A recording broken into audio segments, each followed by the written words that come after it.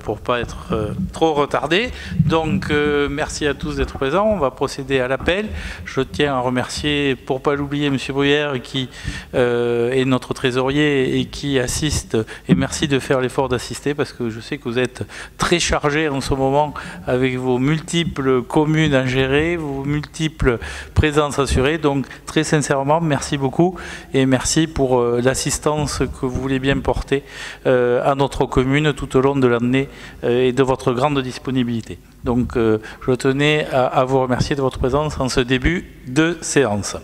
Donc on va procéder à l'appel. Donc Laurent Ourquet, présent. Marielle Garonzi, François Lucena, Annie Vote, Michel Ferré, Pascal Comte-Dumas a donné procuration à Alain Magnier-Lambert, Jérôme Garcia, Martine Maréchal, Alain Magnier-Lambert, Alain Chatillon, Thierry Fred, Valérie Mogard, Patricia Ducenti, elle n'est pas encore arrivée, Ghislaine Delprat, présente, Brigitte Borson-Brière,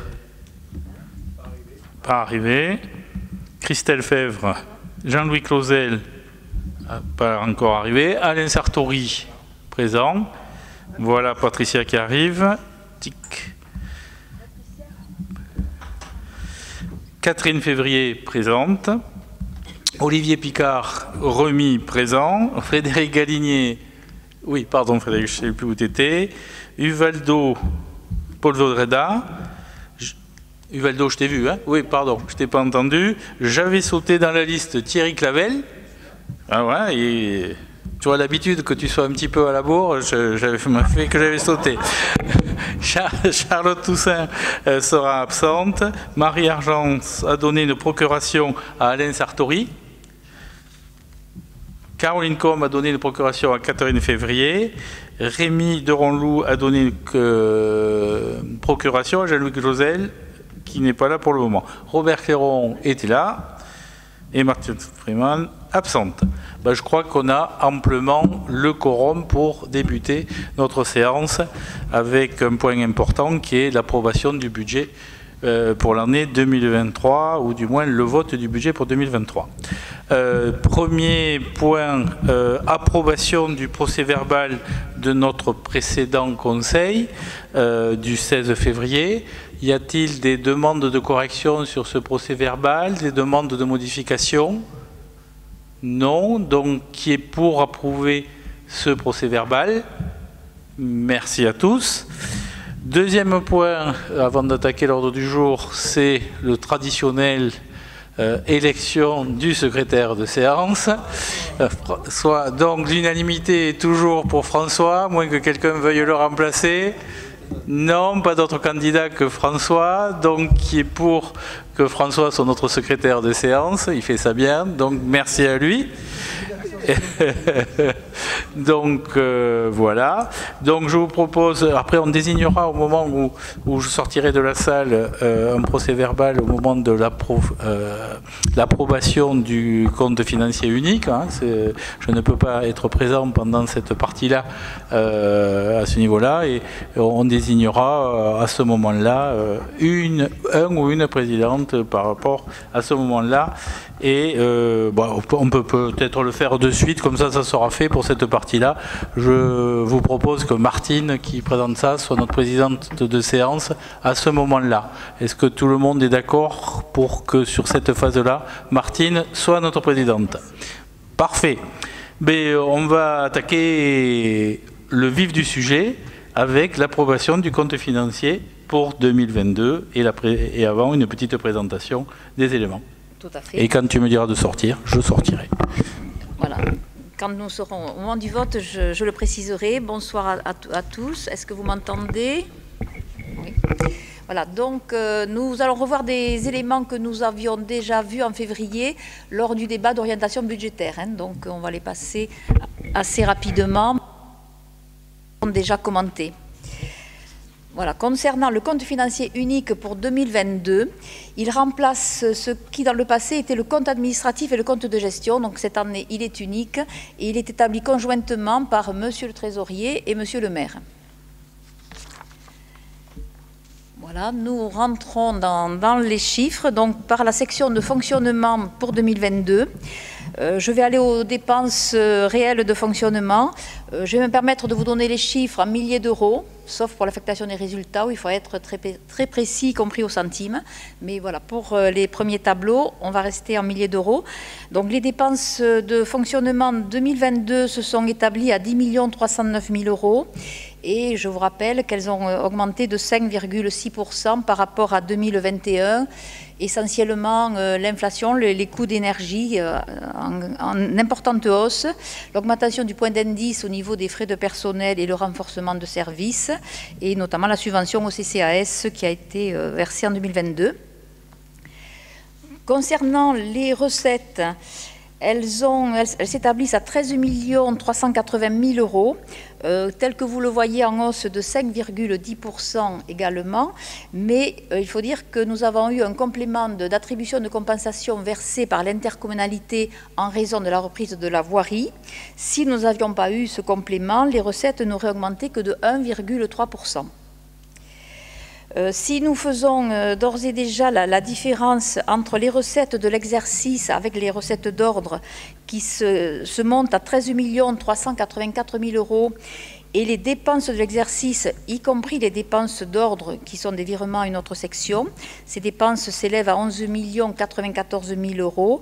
Par différence, nous obtenons le résultat de 2022 qui est de 2 290 000 euros et nous allons y reporter l'excédent des années précédentes qui est de 3 711 000 euros. Donc ce fera un total de 6 002 000 euros que nous allons revoir tout à l'heure. Maintenant la section d'investissement. Pour 2022, nous avons eu un total de dépenses d'un peu plus de 5 millions d'euros. Donc nos investissements et nos subventions rajoutées s'élèvent à 4 072 000 euros.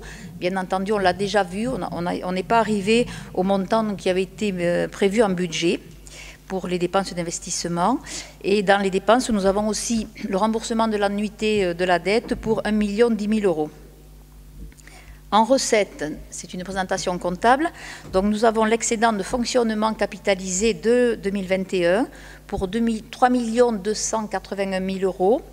Dans les recettes d'investissement, nous avons aussi les remboursements de fonds de TVA ou des subventions d'investissement perçues pour un peu plus de 800 000 euros en 2022. Et des recettes d'ordre également pour 784 000 euros reprises de la section fonctionnement.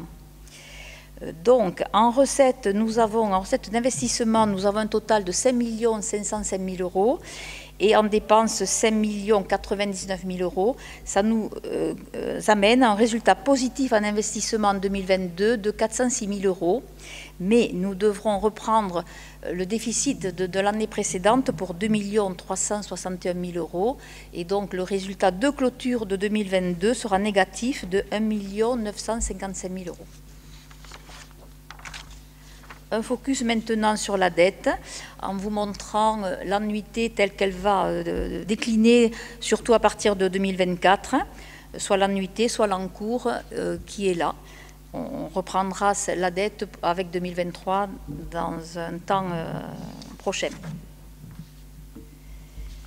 Donc je pense que nous sommes arrivés à l'approbation des résultats. Donc Monsieur le maire, je lui demande de sortir puisque c'est la règle qu'il impose. Monsieur Bruyère, est-ce que, avant de demander le vote des résultats, est-ce que vous voulez apporter des compléments? Non, vous avez tout dit, donc... Très bien, merci. Donc, les résultats à approuver. Comme je vous l'ai décomposé tout à l'heure, je vais commencer par la section de fonctionnement. Donc, résultat de l'exercice, 2 290 721 euros. Les résultats reportés de 2021, 3 711 486 euros, soit un total de résultats de clôture en fonctionnement de 6 2 207 euros. La section d'investissement a dégagé en 2022 un excédent de 406 322 euros. Mais nous avions un report négatif de l'année précédente de 2 361 731 euros. En cumul, donc, nous avons un résultat de clôture négatif en section d'investissement de moins 1 955 410 euros. Si nous faisons le cumul des résultats de clôture, on arrive à un résultat positif de 4 46 798 €. Alors peut-être avez-vous des questions dans la salle avant de procéder au vote. Non, pas de questions. Donc je vais vous demander qui est pour donc l'approbation de ces comptes tels que de ces résultats tels que je viens de vous les présenter. Voilà, je pense qu'il n'y a pas d'abstention ni de vote contre. Merci. Alors nous pouvons demander à Monsieur le maire de revenir.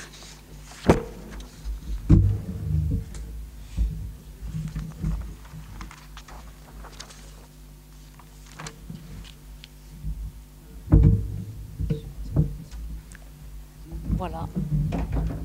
Les comptes 2022 ont été votés à l'unanimité. Voilà. Alors maintenant, nous passons à l'affectation des résultats, qui sont ceux dont je viens de vous parler, mais une affectation sur les comptes 2023. Donc, comme nous venons de le voir, résultat de la section fonctionnement cumulé 6 207,30 centimes. En fonctionnement, tel que nous l'avons vu aussi, résultat de l'exercice 406 321,90 €. Le report négatif, moins 2 361 731,41 €. Dans l'affectation, nous devons reprendre les restes à réaliser en dépenses et en recettes d'investissement.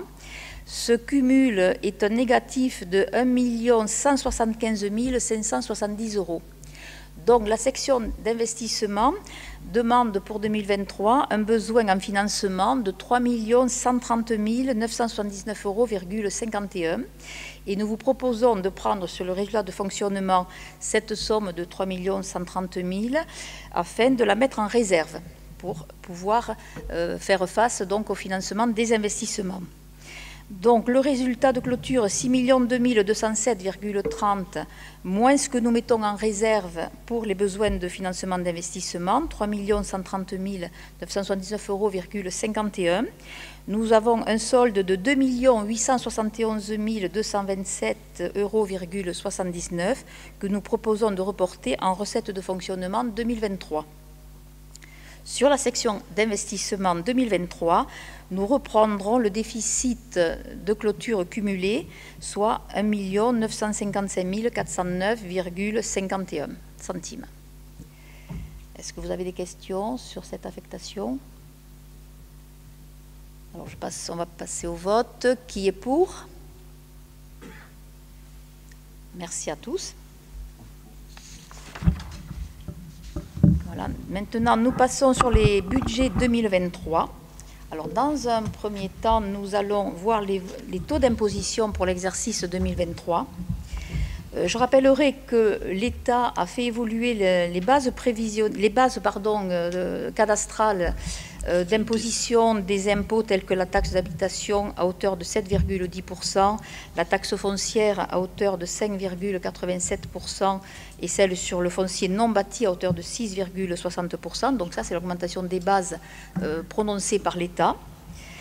De notre côté, je rappellerai que la commune n'a pas revalorisé les taux depuis 2011 et nous vous proposons de maintenir les taux précédents communaux, soit en taxe d'habitation sur les résidences secondaires, donc lorsqu'il y a toujours taxe d'habitation ou les logements vacants, un taux de 21,16%.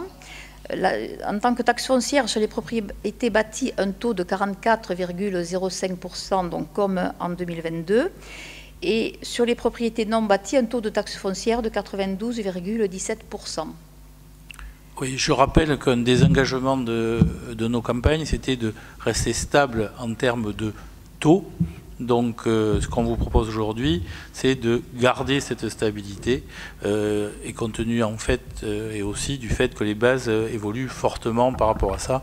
Donc, je ne pense pas que, contrairement à beaucoup de communes qui en profitent pour augmenter leurs taux, et on voit des taux augmenter fortement, je pense que notre situation financière nous permet d'avoir des projets d'investissement importants en gardant ces mêmes taux pour tenir compte de ces fortes hausses de base. Donc c'est pour ça qu'on vous propose, et ce qu'on avait discuté lors du débat d'orientation budgétaire, de rester sur les taux et de maintenir cette stabilité. Voilà pourquoi on vous propose ceci. Voilà, donc... Donc, qui est pour? Qui s'abstient? Qui est contre? Mais merci de cette unanimité. Voilà, donc nous continuons avec la présentation du budget pour 2023. On revient juste un petit peu en arrière, mais très vite. Donc les taxes dont on vient de parler, rehaussées au niveau des bases par l'État, vont nous permettre une recette fiscale sur les 3 taxes ménages de 7 13 860 €. Et donc, par rapport à l'année 2022, où nous avions eu 6 614 000 €, cela fait à peu près 400 000 € de plus, dû à cette revalorisation des bases. Concernant donc la section de fonctionnement dans son ensemble, je vais aller aux dépenses réelles de fonctionnement, donc 11 584 000 €, en hausse de 12% par rapport à 2022.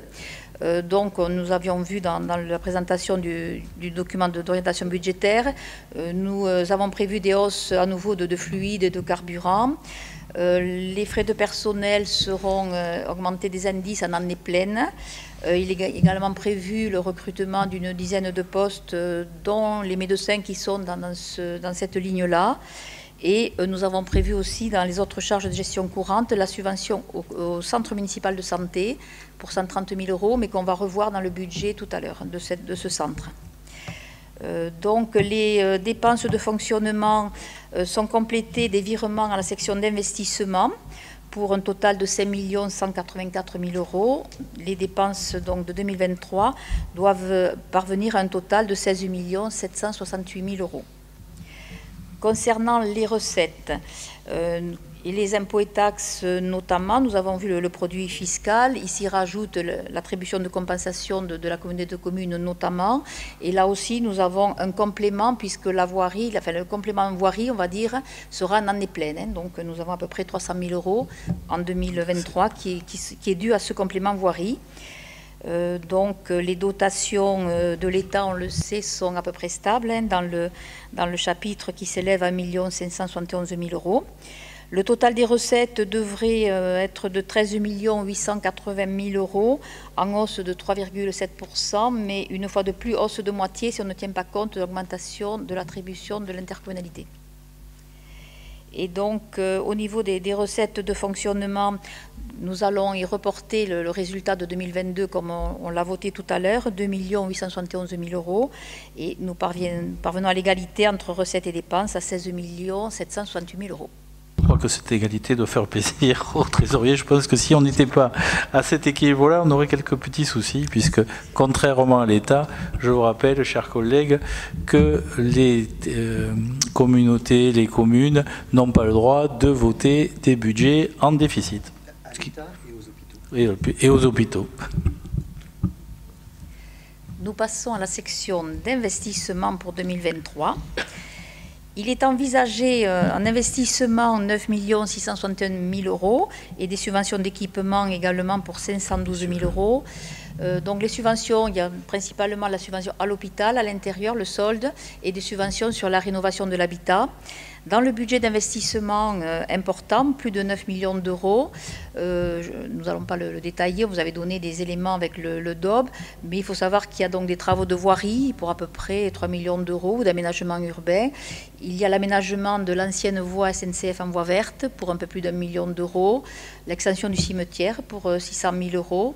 On peut citer le programme de sobriété énergétique pour un peu plus de 600 000 € et la réfection des vestiaires du stade et des tribunes pour un peu plus de 500 000 €. Je vous donne les grandes lignes ou les grands postes de ce budget qui donc approche les 10 millions d'euros. C'est pluriannuel. Dans la section d'investissement, nous reprenons ce que nous avons vu, le solde négatif de 2022, 1 955 000 €. Et nous reprenons aussi les engagements en dépenses d'investissement de 2022 non réalisés, 1 788 000 €. Ce qui nous porte un montant total de dépenses prévues pour 2023 à 14 890 000 €. J'ai oublié de la citer, il y a aussi l'annuité de la dette dans ce budget pour 937 000 €. Concernant les recettes d'investissement, nous avons l'excédent de fonctionnement que nous avons voté tout à l'heure, 3 130 000 €. Nous prévoyons des subventions d'investissement pour 1 200 000 € environ. Nous prévoyons pour réaliser et financer les dépenses que nous avons vues en prévision un emprunt complémentaire de 4 millions d'euros. Et nous avons dans les recettes les virements de section de fonctionnement que nous venons de voir au titre de 2023 pour 5 184 000 €. Nous aurons aussi à percevoir des subventions au titre de 2022 pour 613 000 €. Les dépenses et recettes s'équilibrent à 14 890 000 €. Un focus maintenant sur l'épargne nette, comme nous le faisons habituellement. En 2023, la résultante entre les produits et dépenses de fonctionnement s'élèverait à 2 377 000 €. Nous enlevons les intérêts de la dette et le capital de la dette à rembourser. Et nous aurons une épargne nette de 1 358 000 € qui permet l'autofinancement des investissements dont on vient de parler. Cette épargne nette était de 2 60 000 € en 2022. Mais vous avez vu que nos dépenses augmentent plus vite que nos recettes. D'où le fait que cette épargne est en baisse.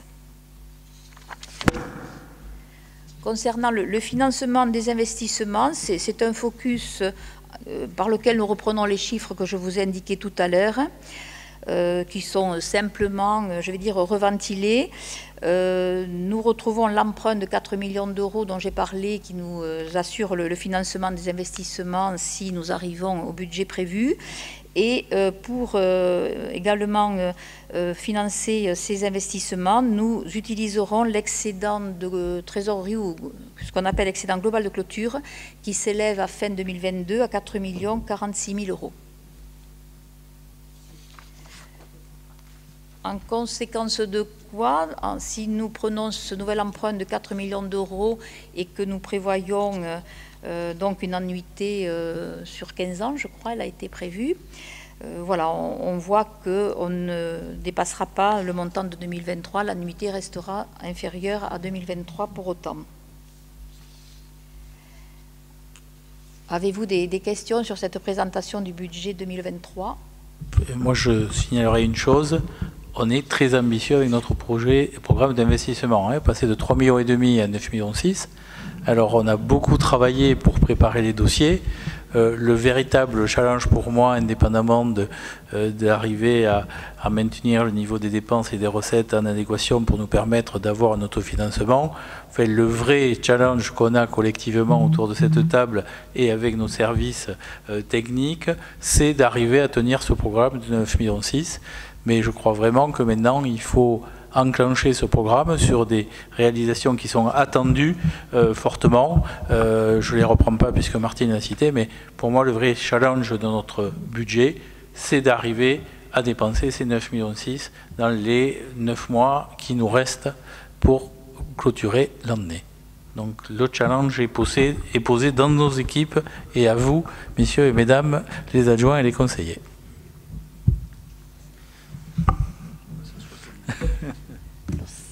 S'il n'y a pas d'autres questions, on va passer au vote. Alors, qui est pour ce budget 2023 tel qu'il vous a été présenté ? Merci beaucoup de cette unanimité. Je tiens à remercier vraiment tous et chacun, y compris l'opposition, pour regarder nos budgets avec la distance nécessaire et sans a priori par rapport à ça. Donc merci très sincèrement à tous de cette belle unanimité et le challenge est posé, à nous de le relever. Donc je continue avec les autorisations de programme. Nous l'avions évoqué.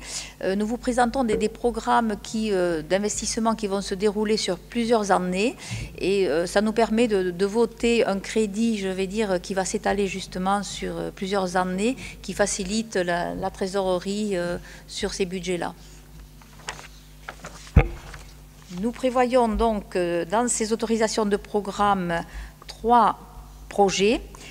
Tout d'abord, la réhabilitation de la halle et du beffroi pour un total de 2 400 000 € et qui va donc durer jusqu'en 2025. Vous avez les chiffres sous les yeux, prévus bien entendu par année. Également, nous prévoyons le réaménagement du Tour de Ville et des allées Charles de Gaulle pour un total de 5 100 000 €. Cela doit s'étaler jusqu'en 2026, d'où cette autorisation de programme pluriannuel. Et vous avez aussi les montants, notamment 2023, qui sont prévus dans le budget qu'on vient de voter.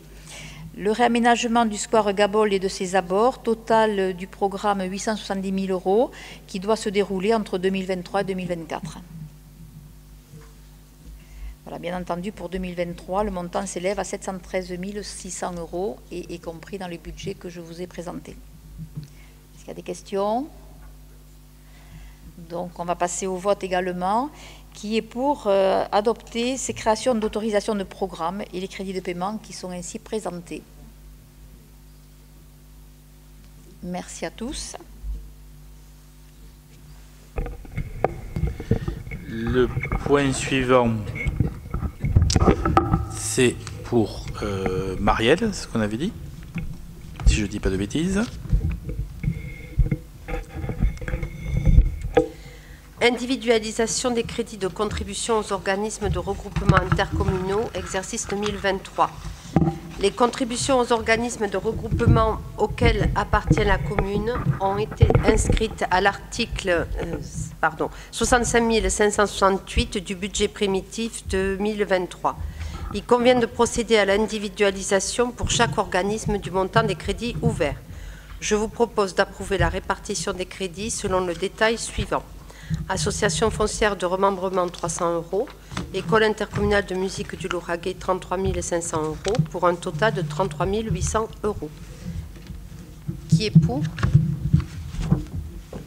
Je vous remercie. Merci, et je vais de suite réparer une grave omission que j'ai faite en ne remerciant pas Colline et Martine pour le travail qu'elles ont fait depuis 2-3 mois, et en particulier depuis l'arrivée de Colline qui a pris son poste d'entrée avec les problématiques. Donc merci très sincèrement Colline et Martine pour la clarté de vos présentations, la synthèse de ce que vous avez présenté et votre prise de position en particulier pour Colline.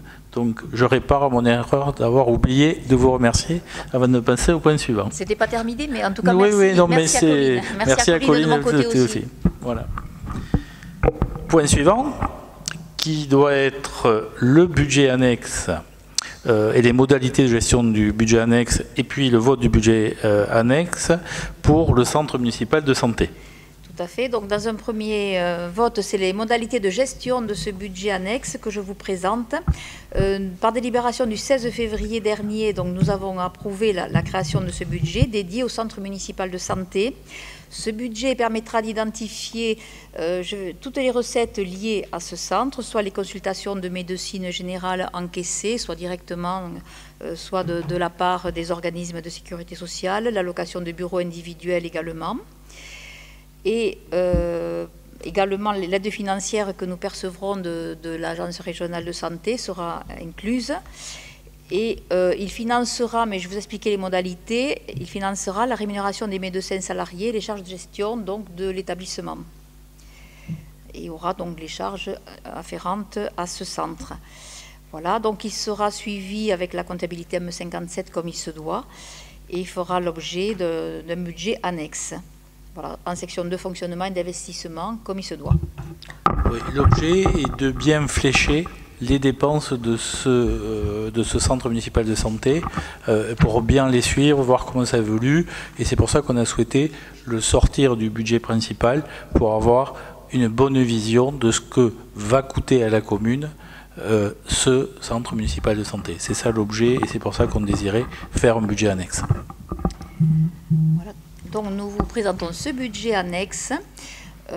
Donc concernant les dépenses, comme je l'ai dit tout à l'heure, les salaires des médecins ou de la secrétaire médicale resteront dans les charges générales du fichier salarié du budget principal. Toutefois, elles seront réaffectées, puisqu'on veut avoir tout le quota de charges dans ce budget-là, elles seront réaffectées, mais sur la ligne charges à caractère général. Donc elles sont bien incluses, mais sur une ligne qui s'appelle dans le budget du centre municipal de santé, charge à caractère général, par une réaffectation comptable. Voilà, pour des raisons de confidentialité notamment. De confidentialité des salaires, c'était délicat d'afficher les rémunérations là-dessus. Donc elles tombent en frais de personnel dans le budget général et arrivent dans le budget annexe via les modalités que vient de décrire Martine. Voilà, donc le total prévu pour 2023 de ce centre municipal de santé, dont la refacturation, on va dire, des salaires des médecins, serait de 262 500 €. Donc toutes les charges, comme on vient de le voir dans les modalités, de ce centre municipal seront dans ces charges à caractère général. Il se rajoute 10 000 € d'opérations d'ordre, soit un total de 272 500 €. En recettes, produits des services domaines, nous avons donc les locations à percevoir et les consultations perçues directement, prévues pour 44 500 € sur ce poste. Et nous avons des dotations et participations prévues pour 228 000 €, dont la subvention du budget général de la commune pour 130 000 €, qui est le coût final, enfin le coût estimé pour l'instant final du centre municipal de santé. Oui, en clair, ça veut dire que 130 000 € et le coût que représente le centre municipal de santé, net des dépenses et des recettes, et je le redis une fois de plus, mais je pense que, alors que ce n'est pas du tout dans les compétences de notre commune ou dans les compétences communales, mais c'est pour moi une dépense régalienne, et il convient de se substituer si on veut avancer. Enfin, à la fin de l'exposé, après le vote, je demanderai peut-être à Jérôme de nous faire un petit point d'évolution de la situation à date, si vous en êtes d'accord, pour vous mettre au niveau d'information. On va d'abord passer au vote, et puis après Jérôme nous donnera quelques éléments d'actualité sur ce centre.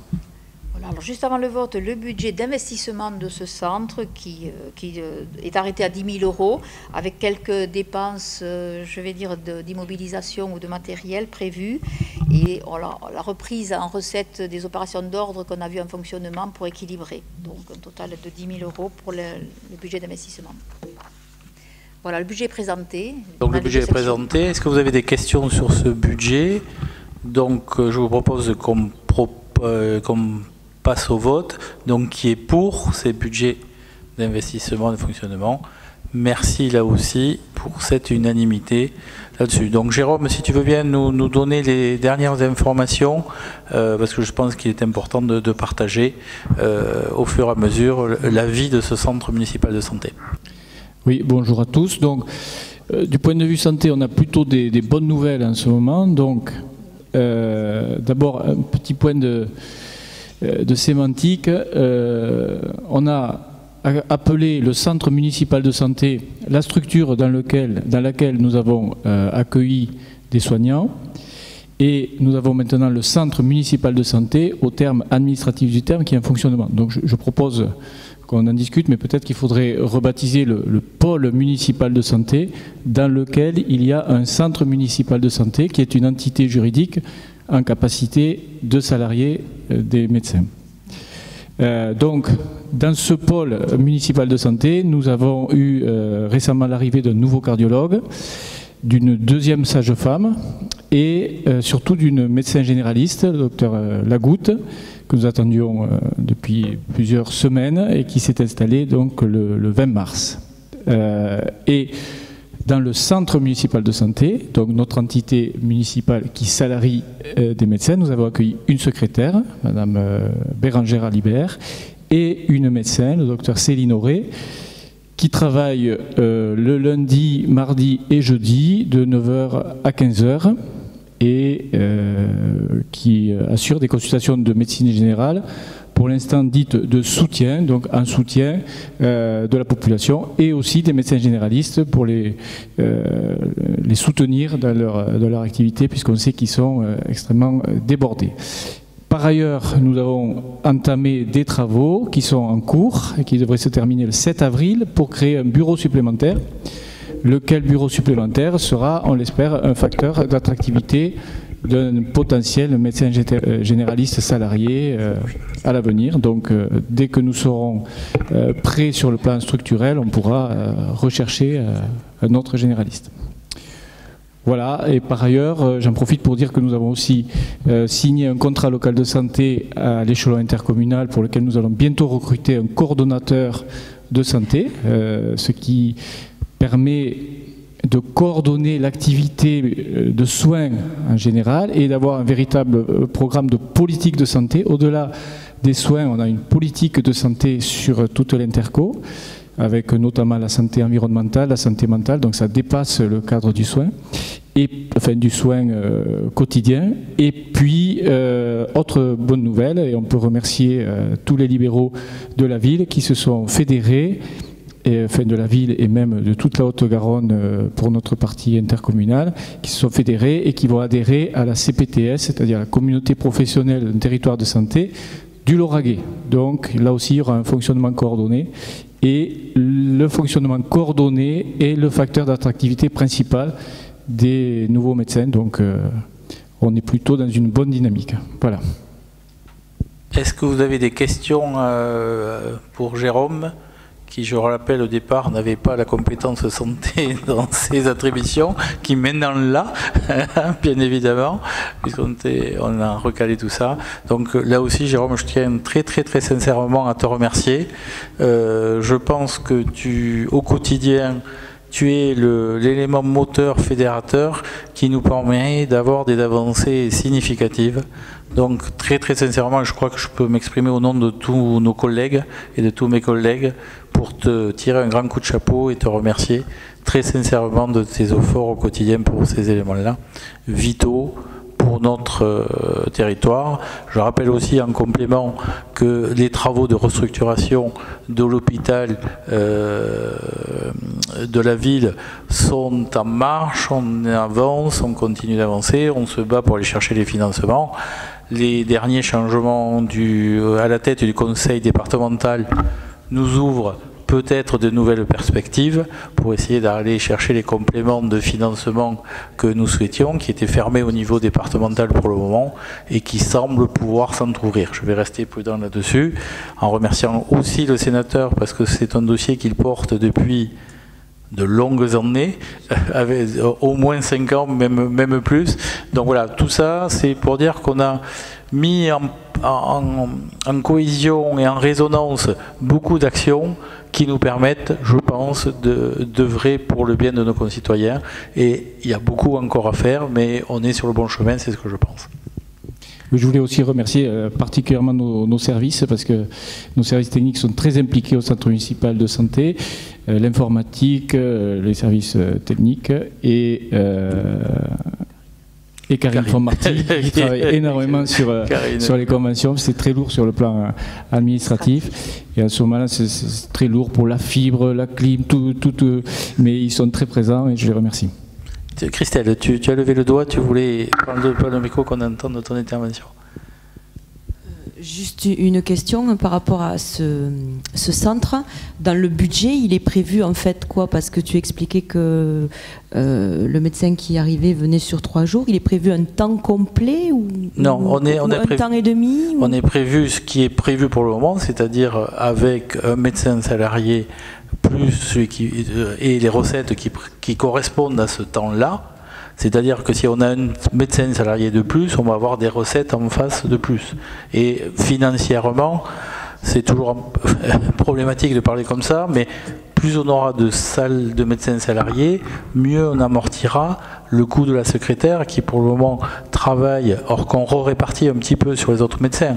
Mais c'est évident que si on a 2 médecins salariés, on amortit mieux le temps d'une secrétaire médicale que si on a un. Donc on bâtit ça comme ça. Oui, un petit détail là-dessus, c'est-à-dire que si on a plus de médecins, on a plus d'amplitude horaire, on peut à ce moment-là être médecin traitant et donc on a des rémunérations forfaitaires supplémentaires de la CPM. Donc par exemple, on a un forfait médecin traitant qui est de temps par patient Et si on a des plages horaires étendues, on a une rémunération forfaitaire aussi. Si on participe aux gardes, on a une rémunération. Donc on augmente nos recettes par le fait qu'on est plus disponible, quoi. Voilà. Et donc on a intérêt à faire tourner ces éléments-là. Voilà. Et, enfin, le but, c'est qu'à terme, on arrive à équilibrer.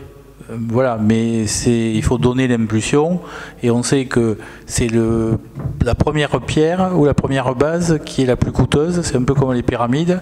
Au fur et à mesure qu'on avance, les couches coûtent un peu moins cher, mais les premières, il faut les mettre si on veut mettre celles qui suivent. Donc c'est là où on en est. D'autres questions, d'autres remarques sur ce point? Non, mais merci. Donc on va passer au point suivant, et c'est Marielle qui va le porter, qui est l'attribution des subventions aux différentes associations.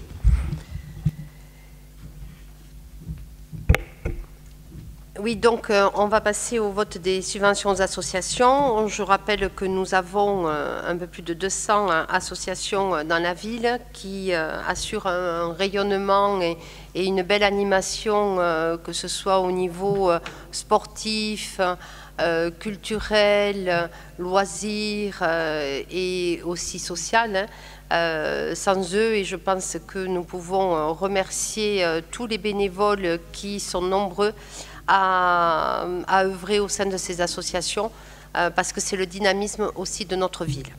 Donc on va passer à ce vote.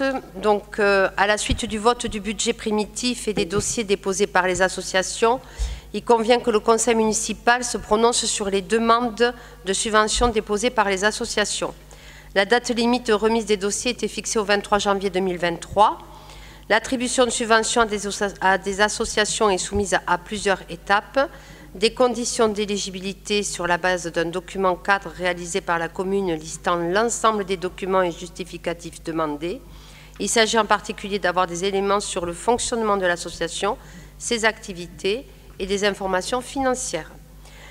Il y a également le contrôle de l'objet de la subvention sollicitée, car celui-ci doit avoir un intérêt communal. Les conditions d'attribution de l'aide qui sont examinées en commission municipale en fonction de leur domaine. Concernant les critères retenus, ils s'établissent notamment sur le nombre d'adhérents, le projet de l'association et son rayonnement au niveau local. Le tableau des propositions de subvention pour chaque association vous a été transmis avec l'ordre du jour. Je pense que vous en avez pris compte, non? Oui, je ne vais pas vous les relire. Voilà. Donc, je vais vous proposer d'approuver l'attribution des subventions aux associations telles que mentionnées ci-dessus pour un montant total de 422 770 €. Je précise que les membres du conseil municipal qui font partie d'une de ces associations ne prendront pas part au vote selon la liste qui a été établie, puisque chacun a dû faire savoir dans quelle association il œuvrait. Et donc, ces dépenses sont inscrites à l'article 65 748 du budget principal de la commune. Donc, qui est contre? Qui s'abstient? Donc, qui est pour? Je vous remercie. Et je tiens à signaler là aussi que on continue de soutenir. On avait fortement augmenté l'année dernière par rapport à l'année précédente, mais l'année précédente étaient des conditions un peu particulières, mais en 2022, on avait repris le même rythme. On augmente légèrement pour cette année, et les montants qu'on vient de voter, et ça va être le point suivant de Marielle, ne tiennent compte que des montants espèces, sans tenir compte, enfin espèces ou des montants des subventions qui vont être virées, mais ne tiennent pas compte des mises à disposition, des bâtiments, des personnels municipaux, et ça va être l'objet de la prochaine délibération pour celles qui ont un certain niveau, vous indiquez les montants. Donc le maintien du support aux associations est plus que d'actualité. Donc nous allons donc voir les conventions d'objectifs et de moyens avec les associations recevant des subventions annuelles supérieures à 23 000 € pour l'année 2023. L'article 10 de la loi 2000-321 du 12 avril 2000 prévoit que l'autorité administrative qui attribue une subvention doit, lorsque cette subvention dépasse le seuil de 23 000 €, conclure une convention avec l'organisme de droit privé qui en bénéficie. La subvention peut prendre la forme d'un montant en numéraire et ou d'avantages en nature comme la mise à disposition de locaux. Cette convention doit notamment définir l'objet, le montant et les conditions d'utilisation de la subvention attribuée. Les associations listées ci-après participent activement à l'animation de la vie sociale, économique et éducative de la commune. Elles bénéficient en retour d'un soutien important de la commune par le versement d'une subvention et la mise à disposition de locaux dans le cadre de leur activité. Donc vous avez le tableau avec le détail des avantages en nature 2022 et subventions en numéraire et le total. Les associations sont donc le comité des fêtes de Revel, comité des œuvres sociales du personnel municipal et du CCAS, IMARA, Institut des métiers d'art et de l'artisanat, la boule sportive, le judo club revellois, les aînés revellois, le rugby club revellois, Sylvéa Musée du Bois, le tennis club, l'USR pétanque et l'USR Revel football. Des conventions ont donc été établies afin de fixer les objectifs et les moyens respectifs des deux parties et ont été tenues à votre disposition auprès de la direction générale. Je vous propose donc d'approuver les conventions d'objectifs et de moyens avec les associations susmentionnées et d'autoriser Monsieur le maire ou son représentant à signer les conventions à intervenir. Qui est pour? Je vous remercie. Merci.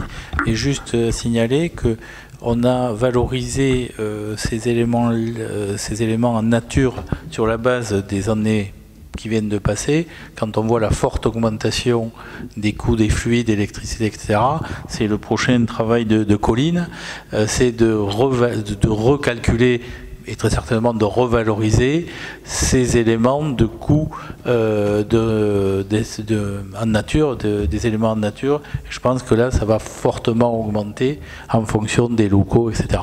Donc voilà. Annie, tu nous parles des charges de fonctionnement des écoles publiques. Répartition intercommunale des charges de fonctionnement des écoles publiques, montant de la contribution de la commune de résidence à la commune d'accueil pour l'année 2022-23. Le Code de l'éducation a fixé le principe général de la répartition intercommunale des charges des écoles publiques accueillant des enfants des communes extérieures. Les communes de résidence des élèves sont, sous certaines conditions, tenues de participer aux frais de fonctionnement de l'école de la commune d'accueil.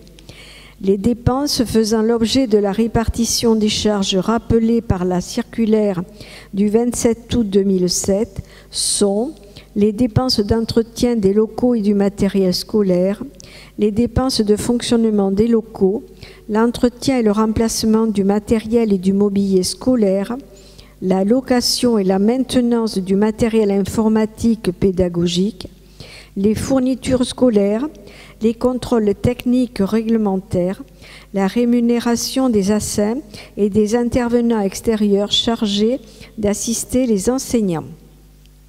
La quote-part des services généraux de l'administration communale, le coût des transports des élèves de leur école aux différents sites pour les activités scolaires, ainsi que le coût d'utilisation de ces équipements. Les activités périscolaires étant facultatives, ces dernières ne sont pas prises en compte.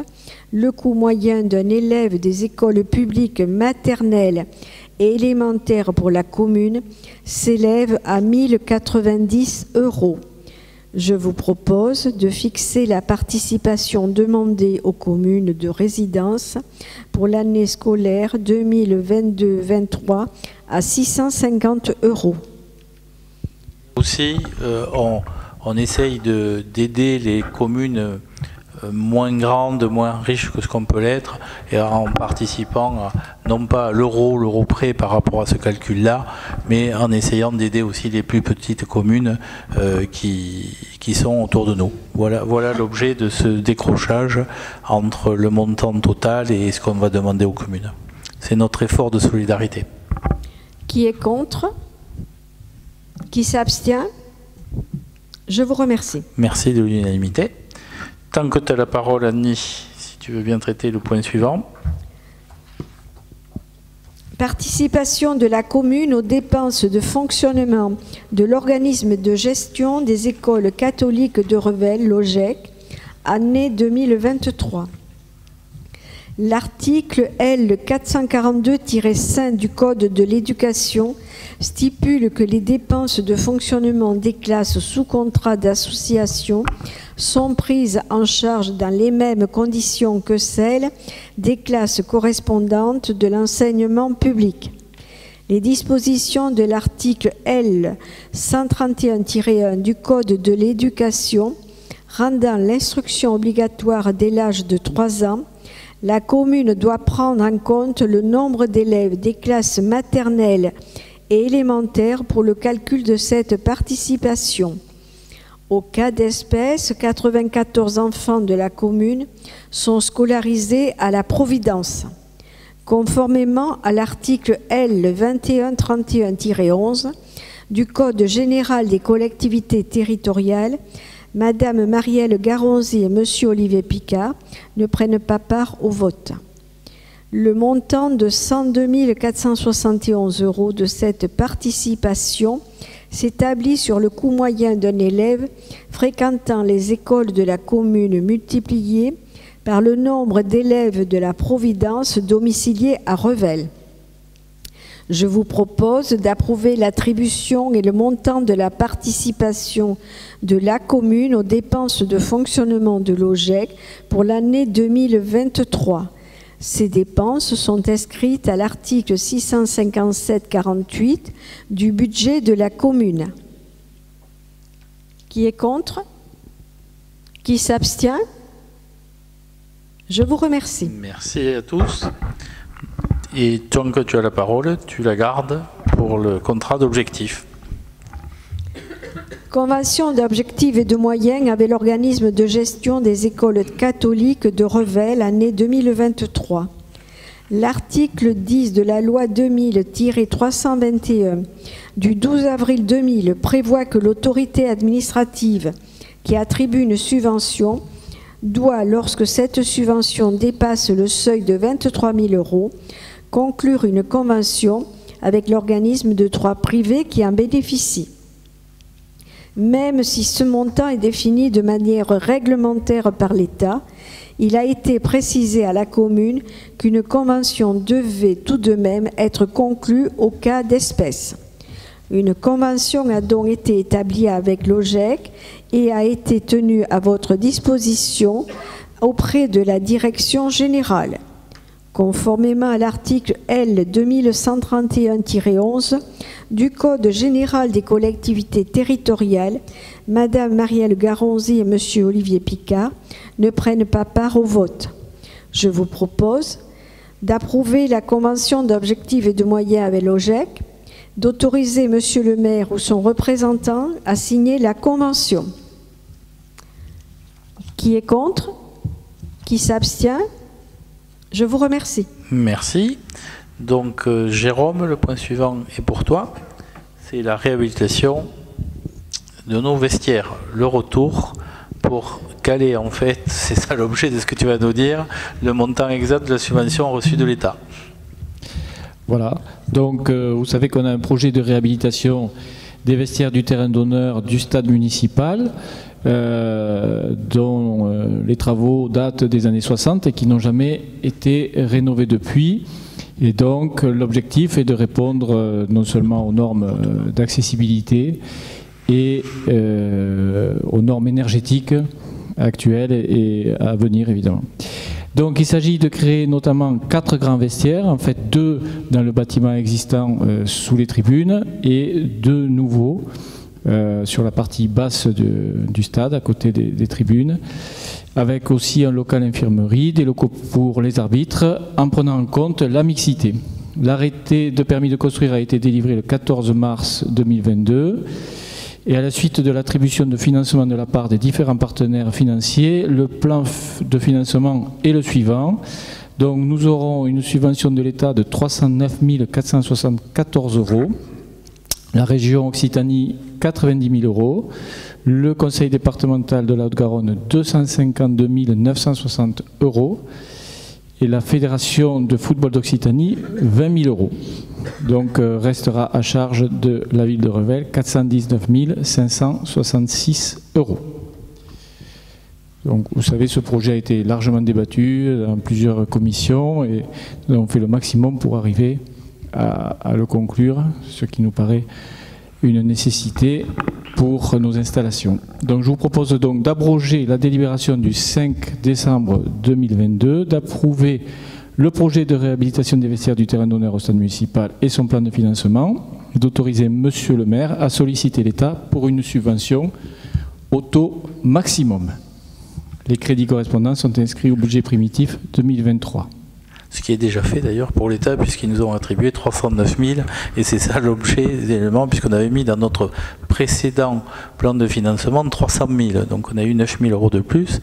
Et juste une petite précision, dans l'autofinancement de la ville de Revel, 419 566, viendra se déduire de cet autofinancement la récupération d'une grande partie de la TVA, qui est via le FCTVA, qui est mentionné pour 182 000, et là on aura 175 000 ou quelque chose comme ça si on fait les prorata qui vont bien, pour vous dire que la grande partie, on aura à peu près un autofinancement de 25 à 30% sur ce projet-là.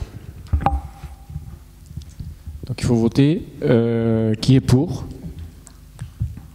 Il faut changer le sens. Parfait. Merci à toi, Jérôme. Point suivant, c'est Marielle sur les créations de postes et les modifications du tableau. Oui, une délibération dont vous avez maintenant l'habitude. Là, il s'agit d'anticiper un départ à la retraite au niveau du service informatique et donc de créer un poste de technicien principal de première classe à temps complet. Et ensuite un poste d'adjoint technique à temps complet également en vue du recrutement d'une agente des espaces verts au service technique également. Donc si ces dispositions recueillent votre accord, je vous propose d'autoriser Monsieur le maire à constater les besoins concernés, à signer les arrêtés à intervenir et ensuite d'approuver le tableau des effectifs titulaires modifié. Je vous rappelle également que ce tableau, parfois il y a des postes qui sont ouverts sur différents statuts pour pouvoir permettre un recrutement le plus large possible. Voilà, donc les crédits nécessaires sont inscrits au budget de la commune. Qui est pour? Merci. Je vous remercie. Point suivant, c'est François sur le chauffage. Avenant numéro 2 à l'accord cadre à bon de commande passé avec la société Dalkia pour l'entretien et l'exploitation des installations de chauffage. Par délibération du conseil municipal du 25 mai 2018, la commune avait approuvé la passation d'un marché public avec la société Dalkia pour les prestations d'entretien et d'exploitation des installations de chauffage, de ventilation et d'eau chaude sanitaire. La durée du marché étant de 5 ans, à compter de sa notification, celui-ci arrive à échéance le 10 juin 2023. La proposition d'avenant numéro 2 a pour objet de prolonger ce marché jusqu'au 31 août 2023 pour être cohérent avec le début de la saison de chauffe 2023-2024 et la période de préparation de 1 mois dans le cadre du nouveau marché à intervenir. En effet, la commune va lancer un appel à candidature pour la période 2023-2028 afin de retenir un titulaire. L'avenant n'a pas d'incidence financière sur le marché actuel. Je vous propose d'autoriser Monsieur le maire à signer l'avenant numéro 2 du marché passé avec l'entreprise Dalkia pour les prestations d'entretien et d'exploitation des installations de chauffage, de ventilation et d'eau chaude sanitaire. Y a-t-il des questions? Qui est contre? Qui s'abstient? Merci. Merci à toi. Point suivant, Michel. Rétrocession et transfert dans le domaine public de l'impasse de la Plâtrerie. L'extension de l'urbanisation le long de l'avenue de Castres a fait l'objet de plusieurs permis d'aménager, notamment au niveau des lieux-dits La Plâtrerie et Peissou. Une des opérations concerne la réalisation de 4 lots de terrain à bâtir par l'aménageur Christian Auger. L'ensemble des lots étant désormais construit, l'aménageur a sollicité la commune afin de rétrocéder la voirie et les réseaux. Cette demande porte sur la parcelle cadastrée ZM 396 pour une superficie de 509 m², représentant un linéaire de voirie de 50 mètres. C'est derrière le garage Citroën. Pour vous situer, l'entreprise de cette impasse possède les caractéristiques techniques nécessaires pour être intégrée au domaine public, communal. Il s'agit de la voie, de ses accotements, du réseau pluvial et de l'éclairage public. Le réseau d'eau potable et des eaux usées sera pris en charge par Réseau 31. Le classement de cette impasse, déjà ouverte à la circulation publique, ne portant pas atteinte aux fonctions de desserte ou de circulation qu'elle assure, est en application de l'article L 141.3 du Code de la voirie routière dispensé d'enquête publique. Donc je vous propose de classer dans le domaine public communal l'impasse de la Plâtrerie, d'autoriser M. le maire ou son représentant à signer tout document nécessaire en relation avec cette opération. Les frais inhérents à cette opération seront pris en charge par le demandeur. Qui est pour? Bon, merci. Je continue. Oui, tu gardes la parole pour les 3 points suivants. Voilà. Pour la rétrocession et le transfert de domaine public de l'impasse des Jeux du Stade. Même combat. La commune a été sollicitée par Mme Michel Lafort, maître d'ouvrage de l'opération Les Cotinières Basses, concernant la rétrocession dans le domaine public de la voirie et des réseaux du lotissement. Cette demande porte sur les parcelles section H 199-204 pour une superficie de 1089 m². Elle représente un linéaire de voirie de 106 mètres. L'emprise de cette impasse possède les caractéristiques techniques nécessaires pour être intégrée au domaine public communal. La voirie, les accotements, le réseau pluvial, l'éclairage public, étant donné que l'eau potable et les eaux usées sont pris en charge par Réseau 31. Le classement de cette impasse est déjà ouverte à la circulation publique, ne portant pas atteinte aux fonctions de desserte ou de circulation qu'elle assure, et en application de l'article 141.3 du Code de la route, voirie, dispensé d'éclairage d'enquête publique. Je vous propose de classer dans le domaine public communal l'impasse des Jeux du Stade, d'autoriser M. le maire ou son représentant à signer tout document nécessaire en relation avec cette opération. Les frais inhérents à cette opération seront pris en charge par le demandeur. Comme vous le comprenez, c'est en face le stade. Il faut vous situer. C'est une logique implacable. Voilà. Donc, qui est contre? Qui s'abstient? Bon, merci. Merci. Tant que tu as la parole, parle-nous de convention de servitude. Donc, c'est une convention de servitude au profit d'Enedis sur le chemin rural de la Théoulo. Par délibération du 16 décembre 2022, la commune a approuvé la convention de servitude à passer avec Enedis relative à l'amélioration et à la qualité de desserte et d'alimentation du réseau électrique de distribution au lieu-dit la Théoulo. Enedis a informé la commune que le projet initialement transmis, ne pouvant pas se réaliser en raison de la capacité insuffisante du réseau situé chemin du Grand Val pour alimenter le projet. Une autre option a été choisie par Enedis, à savoir l'installation de 3 canalisations électriques souterraines et des accessoires sur le chemin rural de la Théoulo jusqu'au réseau existant chemin d'Ancoyolette.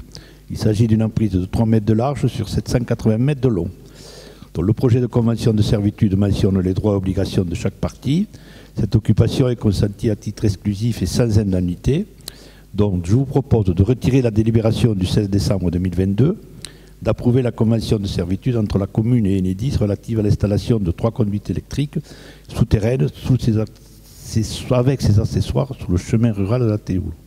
D'autoriser M. le maire ou son représentant à signer la convention et tout document nécessaire en relation avec cette opération. L'ensemble des frais sera pris en charge par Enedis, y compris la réfection de la chaussée, puisqu'ils vont quand même emprunter la chaussée sur 700 mètres de long.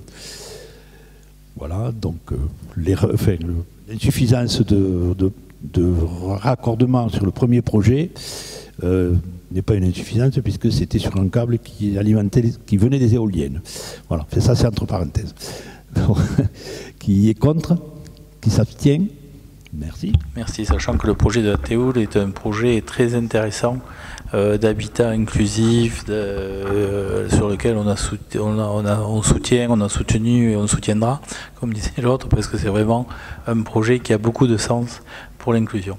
Alors, le prochain point va être présenté par Michel, et je tenais à dire qu'Alain Chatillon et moi-même, nous ne participerons pas au vote, puisque ça concerne nutrition et santé, sur lequel nous avions des fonctions, que ce soit Alain ou moi, et donc pour qu'il n'y ait pas de problème particulier, nous ne participerons pas ni au débat, ni bien sûr au vote sur ce point qui va arriver. Alors, ce point-là, il concerne un échange de terrain entre la commune et Nutrition et Santé le long de l'ancienne voie SNCF. Dans le cadre de l'aménagement de l'ancienne ligne de chemin de fer en voie verte, un état des lieux en matière foncière a été réalisé le long de cette emprise. Il s'avère qu'au niveau de l'emprise de Nutrition et Santé, à l'arrière du bâtiment situé avenue Paul Sabatier, une parcelle de la commune est bordée de part et d'autre par des parcelles appartenant à cette entreprise. Il s'agit de la parcelle cadastrée, section ZX numéro 155. Par ailleurs, et dans le prolongement de cette parcelle, Nutrition et Santé est propriétaire d'une parcelle qui longe l'emprise de la SNCF, à savoir la parcelle ZX numéro 350. Afin d'être plus cohérent et considérant l'intérêt pour la commune de disposer de terrains justant la future voie verte, les deux parties se sont rencontrées pour envisager un échange de terrain. La commune céderait en totalité la parcelle ZX 155 d'une superficie de 722 m² et deviendrait propriétaire d'une partie de la parcelle cadastrée ZX 350P pour une superficie de 1164 m². Les parties ont convenu de réaliser cet échange à l'euro symbolique avec la prise en charge des frais de géomètre par l'entreprise Nutrition et Santé, la commune se chargeant des frais d'acte. Comme le prévoit la réglementation, France Domaine a été saisi pour évaluer la valeur vénale de la parcelle communale. Celle-ci a été estimée à 4 350 € hors frais. Je vous propose donc d'approuver la cession à l'entreprise Nutrition et Santé de la parcelle ZX 155, d'approuver l'acquisition d'une emprise de 1164 m² à détacher de la parcelle cadastrée ZX 350 qui appartient à Nutrition et Santé, d'approuver la réalisation de cet échange à l'euro symbolique et d'approuver la prise en charge des frais d'acte par la commune, étant entendu que l'entreprise Nutrition et Santé se chargera des frais de géomètre, d'autoriser M. Alain-Manuel Lambert à signer les actes à intervenir et toute autre pièce en relation avec cette opération foncière. Des questions? Qui est contre? Qui est pour? Merci. Non, personne ne s'abstient. Vous avez suivi. Merci. Point suivant, qui est là aussi un point important, qui est chez Alain qui va le traiter, le point. Tu peux laisser ton micro, Michel. Il ne faut jamais lui donner la parole. Excuse-moi. Non, ça ne suffit pas. Donc, qui est un point très très important, oui, et que présente Alain de façon importante. Alors, il s'agit d'une délibération permettant effectivement le lancement d'une mutuelle communale. Comme vous l'avez voté dans un précédent conseil, compte tenu du contexte actuel du système de santé, la commune a été dans l'obligation d'intervenir en créant un centre municipal de santé ou un pôle municipal de santé et de recruter dans un premier temps un médecin généraliste et une secrétaire médicale.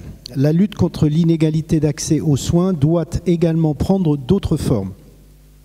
Si une part des dépenses de santé sont prises en charge dans le cadre du régime de l'assurance maladie, un assuré a aussi la possibilité de cotiser en sus auprès d'une mutuelle s'il veut que ses dépenses soient mieux remboursées. La possibilité de pouvoir bénéficier d'une couverture complémentaire à tarif négocié est une demande régulière de certains habitants, notamment auprès du CCAS. L'intérêt de cette démarche est de pouvoir mutualiser le risque pour faire baisser le coût de la couverture santé. Nous avons avec Pascal Comte Dumas, nous avons réalisé une étude comparative des tarifs de différentes mutuelles pour l'ensemble des habitants de la commune et des échanges plus poussés ont eu lieu avec certaines d'entre elles. En fait, pour être plus précis, nous avons eu sur le sujet de l'attribution de la mutuelle communale deux types d'options. La première, c'était une délégation du choix à une association nationale. Et la deuxième, c'était un fléchage vers une mutuelle que nous aurions nous-mêmes sélectionnée. Nous avons choisi cette deuxième voie. Nous souhaitions avant tout qu'il y ait un représentant implanté localement pour éviter d'avoir à nous immiscer dans la gestion. Et bien entendu, nous souhaitons également, au-delà de l'offre tarifaire et de la qualité de la couverture, que la possibilité de s'assurer soit ouverte à un public assez large, qu'il n'y ait pas de frais d'entrée, pas de délai de carence et pas de questionnaire médical initial. Nous avons donc reçu l'ensemble des mutuelles qui se sont présentées à nous, mutuelles et assureurs. Et là encore, nous avions deux types de propositions. La première, un certain nombre de mutuelles comme AXA, GAN et Aviva qui n'avaient pas de contrat dédié aux collectivités. Et le deuxième cas, des mutuelles, donc Mutami, Aesio, Juste, la mutuelle du Rempart, qui avaient des contrats spécifiques collectivité. Et c'est vers ce deuxième choix que nous sommes orientés. Donc, à la suite de cette démarche, il vous est donc proposé de signer une convention de partenariat avec la mutuelle Aesio, présente sur Vel, qui s'engage à proposer aux habitants de la commune la souscription de garanties à tarif préférentiel par rapport à des offres standards. Cette mutuelle, elle dispose d'un local commercial, je viens de le dire, sur la commune, et ce local va faciliter les échanges avec les personnes intéressées. Pascal, un des choix importants vis-à-vis de Aesio, puisque nous avions 2 mutuelles, j'allais dire, à peu près au même niveau en termes de qualité de prestation, le choix s'est porté sur Aesio parce que depuis plus de 10 ans, cette mutuelle propose à Revel des actions de prévention ouvertes à tous et gratuites, des conférences avec des intervenants et des ateliers. Depuis 2015, exposition de portraits d'aidants, conférences autour du cancer, atelier relaxation avec une sophrologue, conférence sur le sommeil au CCAS, un atelier bien-être en 2019. Voilà, j'ai sélectionné de la prévention sur les maladies cardiovasculaires, notamment pour détecter les premiers signes ou les symptômes pour alerter, des ateliers sur le thème de la santé mentale, et 2023 et 2024, il est proposé d'apprendre par exemple l'autopalpation pendant les mois d'Octobre Rose via l'association Bulle d'Air. Donc Aesio est prêt également à participer au forum des associations si on le souhaite et proposer aux nouveaux adhérents une aide pour le financement des licences sportives. À leurs nouveaux adhérents bien entendu. Cette convention donc permettra la mise en relation des habitants avec la mutuelle, la commune ne pouvant intervenir que dans la présentation ou la conclusion ne pouvant pas intervenir dans la présentation ou la conclusion des opérations d'assurance. Normalement, cette convention, si on la signe, devrait prendre effet au 1er mai 2023 pour une période de 1 an renouvelable 3 fois par tacite reconduction. Alors pourquoi renouvelable 3 fois? C'est pour permettre de passer l'échéance de 2026 et que la nouvelle équipe municipale issue des élections puisse avoir le temps de reconduire ou pas cette mutuelle. Un bilan annuel sera réalisé entre la commune et cette mutuelle. Le premier bilan, évidemment, en décembre 2023. Voilà. Est-ce que vous avez des questions? Avez-vous des demandes complémentaires par rapport à ça? Des questions, des remarques? Alors, il va y avoir un gros travail si jamais on recueillait votre accord ce soir, d'explication, de présentation par rapport à ça. Donc, on a déjà prévu des dates pour expliquer à ceux de nos concitoyens qui pourraient être intéressés comment faire, rapprocher, etc., etc. Donc, voilà. Tout à fait. Donc, il est donc proposé au conseil municipal d'approuver le projet de convention de partenariat à intervenir entre la commune et la mutuelle Aesio, dont une copie vous a été transmise avec l'ordre du jour, d'autoriser monsieur le maire à signer cette convention et de me désigner comme référent communal de cette opération. Voilà, donc c'est un petit peu... Voilà. Et je précise simplement que la réunion de lancement, effectivement, a été fixée au 9 mai, ici dans cette salle, 9 mai à 18h30. Voilà. Mais on aura l'occasion de publier largement cette réunion de lancement. Bien entendu, si le conseil municipal donne son accord ce soir et si on signe la convention derrière. Des questions? Donc je propose qu'on passe au vote. Eh bien, qui est pour? Pas d'abstention, pas de vote contre. Merci. Merci à toi et merci à Pascal et Alain d'avoir fait cette analyse. On sait que c'est toujours très très compliqué d'arriver à comparer des tarifs de mutuelle en fonction des âges, des taux de couverture, de types de garantie. Ça a été un travail long et assidu. Donc merci à vous deux d'avoir porté ce projet et en œil, là aussi c'était un de nos engagements de campagne d'aller vers ce type de choses. On arrive à le mettre en place et vous m'envoyez ravi. Michel, tu nous parles de là aussi quelque chose d'important qui est le rapport annuel d'accessibilité.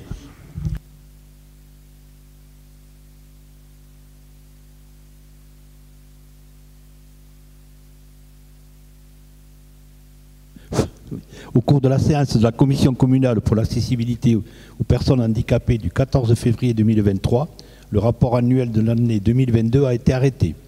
En application de l'article L 2143.3 du Code général des collectivités territoriales, celle-ci doit être présentée au conseil municipal.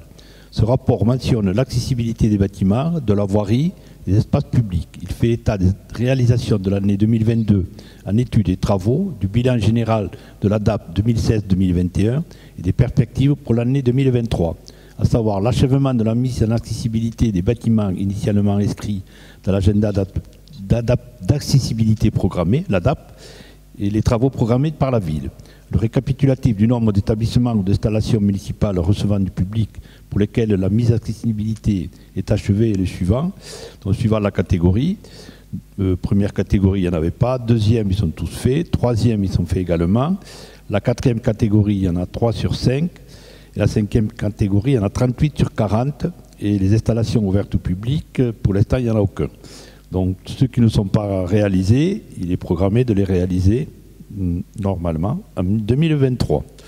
Voilà, ce rapport sera adressé aux représentants de l'État, donc je vous propose d'en prendre acte, donc il n'y a pas de vote.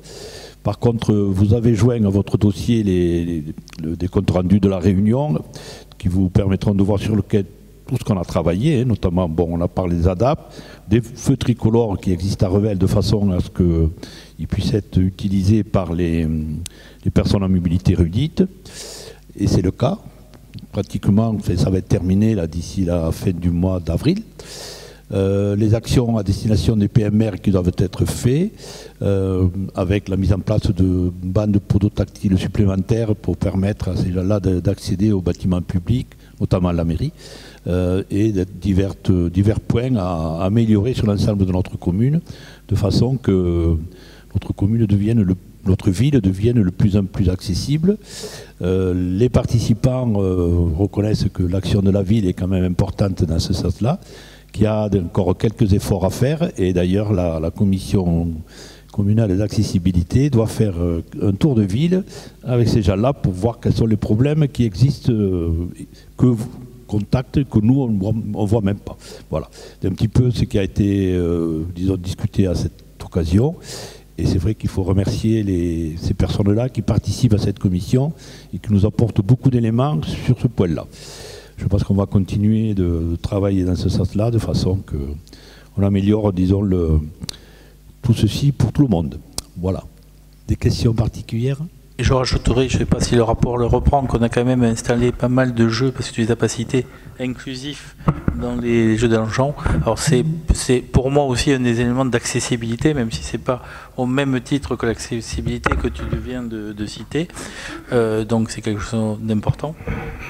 Marielle, Et surtout, au niveau de ces jeux inclusifs, c'était pour que les enfants puissent jouer avec les autres enfants, pas uniquement à destination des enfants à mobilité réduite, mais pour tous jouer ensemble. Voilà. C'est l'inclusivité. Il y a encore pas mal de boulot à faire. Donc j'émets le vœu que la commission se réunisse un petit peu plus souvent que ce qu'elle s'est réunie sur les 2 années passées.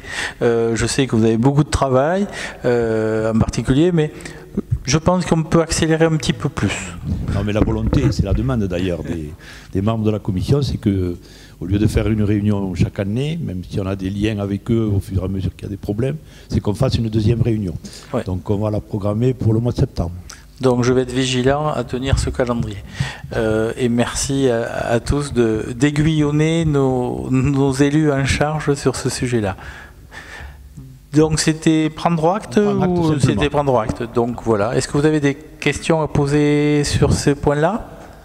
Donc on arrive au dernier élément qui sont les informations que je vous dois en application des dispositions des articles L 2122-22 et L 2122-23 du Code général des collectivités sur ce que j'ai pu être amené à signer, en particulier un bail de sous-location pour le pôle municipal de santé pour une durée de 5 ans avec Madame Émilie Diankov pour un montant de 450 € par mois, de la création d'une régie d'avance et de recettes instituée auprès du centre municipal de santé ou du pôle municipal, du centre municipal de santé, là, je vais essayer pour justement pouvoir encaisser éventuellement des paiements, de la désignation de la SELARLDL,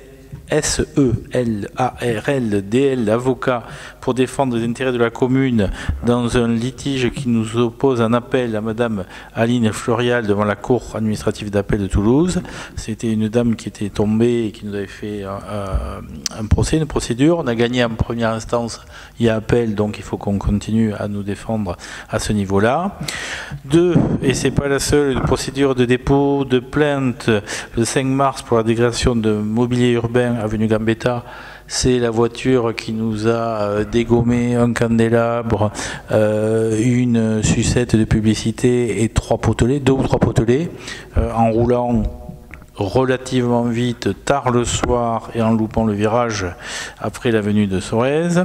De la signature d'avenants de marché public selon la procédure adaptée pour la fourniture d'accessoires d'entretien. C'était un problème de référence, ça n'a pas d'incidence financière sur ce contrat-là, mais c'était des références qui avaient changé avec la société Sodiscol.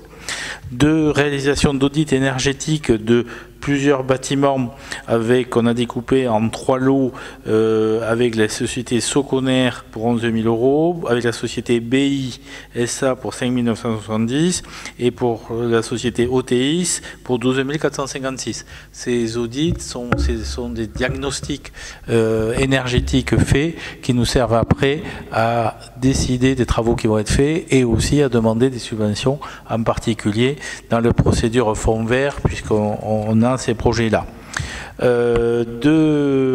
D'avenant de transfert au marché public d'installation de fourniture pour une infrastructure de boucle locale optique avec la société, l'ancienne titulaire était la Scopelec. Vous connaissez tous la difficulté de la Scopelec. Donc on a poursuivi, et d'ailleurs avec les mêmes équipes, puisque ça a été repris par la société Foliatim Sud-Ouest à Mérignac, sans incidence financière. De la même chose pour un réseau de vidéoprotection, c'était Scopelec reprise par Foliatim, donc pas d'incidence financière là-dessus. Et troisième élément, c'est le mobilier urbain Welcome qui était avec Scopelec et qui est passé à Foliatim de la même façon. Donc on poursuit et c'est plutôt bien, ça veut dire qu'on continue à travailler avec les mêmes salariés qui ont été repris de la Scopelec par la société Foliatim. Et enfin, et vous me permettrez de ne pas reciter dans le détail, la signature de plusieurs concessions funéraires pour 3 personnes, voilà, ou 3 familles.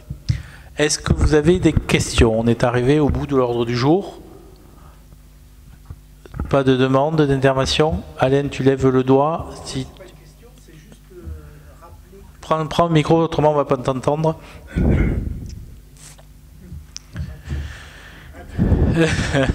Ah, c'est des plaisantins, ouais. Juste rappeler qu'on a lancé la communication pour la réunion le 17 avril prochain pour la requalification du Tour de Ville et de l'avenue de Castelnaudary. Et on attend pour pouvoir échanger avec les habitants le plus de monde possible. Voilà. Parfait, merci de ce rappel. D'autres demandes d'intervention? En remerciant une fois de plus Monsieur le Trésorier d'avoir assisté à ces débats et je vous souhaite donc une bonne soirée. Bien sûr, au revoir à tous.